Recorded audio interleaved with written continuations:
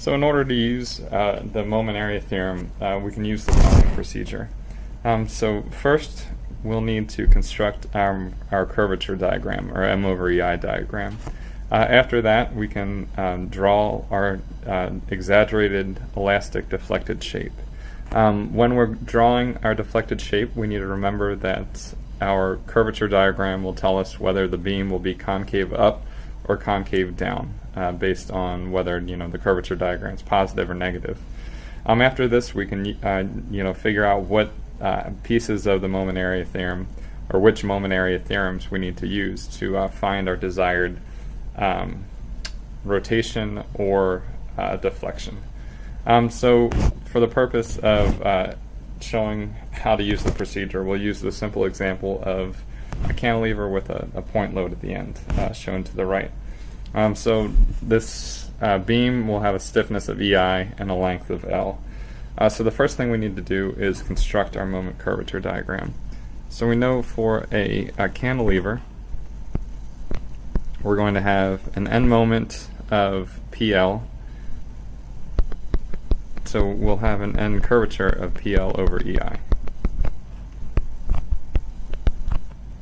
Then we can draw our exaggerated deflected shape. So we know we have a fixed support on the end, so our deflected shape will have zero slope at the end, and then it'll deflect down, and it's concave down because of our curvature diagram. So then we'll have our deflection here and our rotation.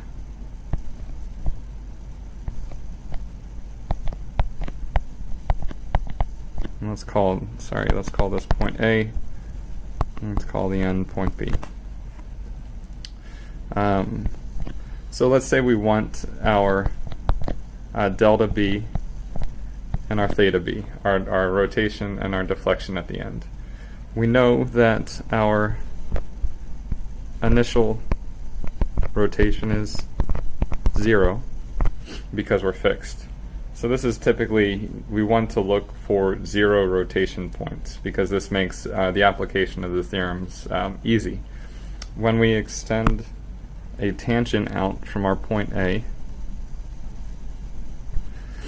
and look at the vertical deviation here, you can see that our theta B will just be equal to our T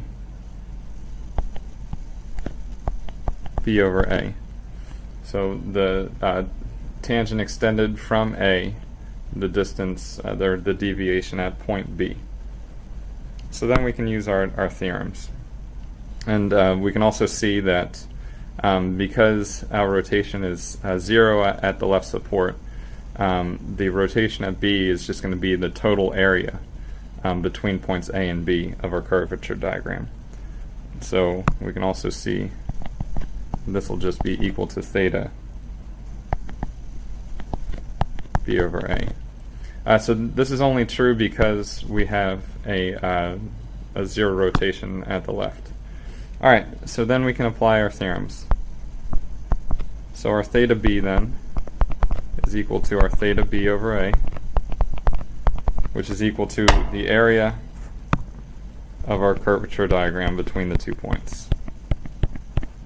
So you can see that this will be just negative PL squared over 2EI,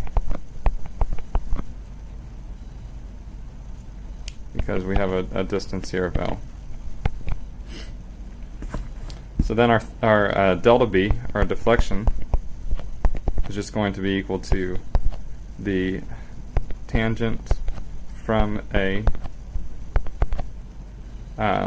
extended out and the deviation between the tangent of from A and the tangent at B.